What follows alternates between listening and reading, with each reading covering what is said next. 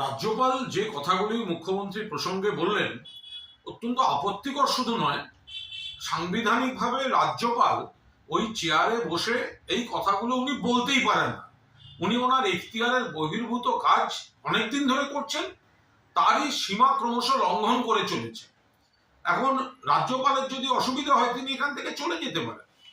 আর একটা কথা মনে রাখবেন যে মুখ্যমন্ত্রী নিজেই তার সাংবিধানিক কর্তব্যটা একদিকে রাখেন, অন্যদিকে রাজ্যপালের সঙ্গে দূরত্ব রাখাটা মুখ্যমন্ত্রী নিজেই করেন। রাজ্যপাল খুব ভালোভাবে জানেন এবারও 15ই আগস্ট রাজভবনের আমন্ত্রণ স্বাধীনতা দিবসে মুখ্যমন্ত্রী রক্ষা করেছেন, এটা সাংবিধানিক সৌজন্য। কিন্তু আগাগোড়া রাজ্যপালের সঙ্গে রাজ্যপালের ওই জায়গাটিতে ভেতরে না বসে খোলা বারান্দায় বাইরে বসেছিলেন। রাজ্যপালকে আসতে হয়েছিল মুখ্যমন্ত্রীর সঙ্গে সৌজন্য বিনিময় করতে, অর্থাৎ মুখ্যমন্ত্রী নিজেই রাজ্যপালের থেকে দূরত্ব রাখেন।